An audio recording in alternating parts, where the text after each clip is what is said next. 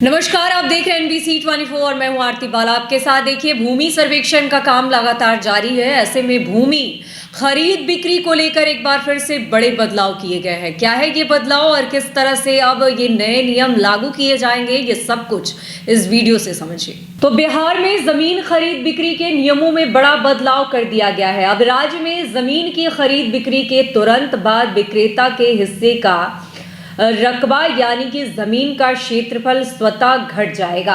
खरीदार को जमाबंदी यानी कि जमीन के स्वामित्व का दस्तावेज के लिए अंचल कार्यालय में अलग से आवेदन करने की आवश्यकता नहीं होगी।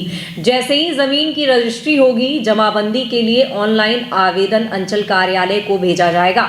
वहां विक्रेता के रकबे को अपडेट कर नई जमाबंदी तैयार की जाएगी। कैसे होगी ये व्यवस्था लागू, अब वो समझ लेना भी आपके लिए बेहद ज़रूरी हो जाएगा। तो हम आपको इस वीडियो में ये भी विस्तार से बताएंगे।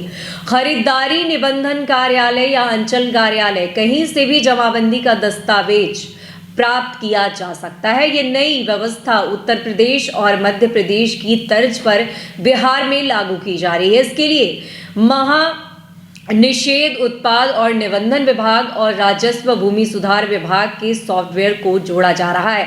इस नई व्यवस्था से जमीन से जुड़े विवादों में कमी आएगी और जमीन की खरीद बिक्री पारदर्शी होगी। इसकी शुरुआत पायलट प्रोजेक्ट के तहत की जाएगी। पहले चरण में ये सुविधा पटना के संपतचक और फतुआ तथा मुजफ्फरपुर के सकरा निबंधन कार्यालय में शुरू होगी। पायलट प्रोजेक्ट की सफलता के बाद इसे राज्य के अन्य निबंधन कार्यालयों में लागू किया जाएगा। मंत्री रजनीश सदा ने अधिकारियों को इस व्यवस्था को जल्द लागू करने का भी निर्देश दे दिया है। वर्तमान में अंचल कार्यालय में रिकॉर्ड दुरुस्त नहीं है। कई लोगों की जमाबंदी संयुक्त है।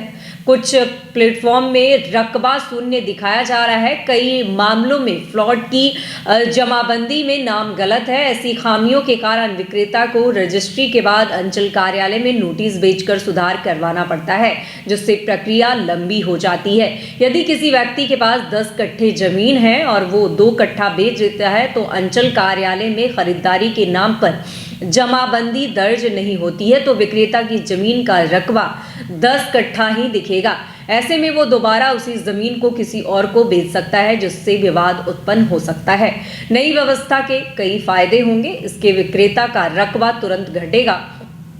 रजिस्ट्री के साथ ही विक्रेता के हिस्से की जमीन कम हो जाएगी। खरीदार के नाम पर स्वामित्व की जमाबंदी स्वतः तैयार होगी। नई व्यवस्था से फर्जीवाड़े पर रोक लगेगा। विक्रेता एक ही जमीन को दोबारा किसी और को नहीं बेच सकेगा। साथ ही जमीन विवाद से जुड़े अनगिनत मुकदमे और विधि व्यवस्था की समस्याओं में कमी आएगी। राज्य के 137 निबंधन कार्यालयों में ऑनलाइन रजिस्ट्री की व्यवस्था पहले ही शुरू हो चुकी है। अब इसे पेपरलेस बनाने की योजना है। जी हाँ, पायलट प्रोजेक्ट आरा, शेखपुरा, डेहरी और पूर्वी चंपारण के केशरिया निबंधन कार्यालय में ये प्रक्रिया लागू की जाएगी।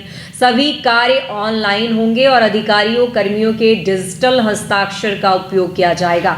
और वहीं फाइनल रजिस्ट्री के बाद खरीदार को मोटे पेपर पर डीड दी जाएगी, जबकि विक्रेता फोटोकॉपी रखेंगे। पायलट प्रोजेक्ट की सफलता के बाद पूरे राज्य में ये व्यवस्था लागू की जाएगी। शुरुआत में लगभग 50% लोगों को इसका लाभ मिलेगा, लेकिन जैसे जैसे प्रक्रिया का विस्तार होगा, राज्य के सभी नागरिक इस नई प्रणाली से लाभान्वित होंगे।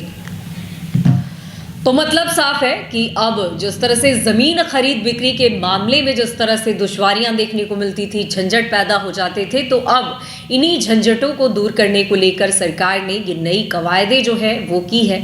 ऐसे में आपको बता दें कि जमीन विवाद के मामले जो है राज्य में सबसे ज़्यादा है।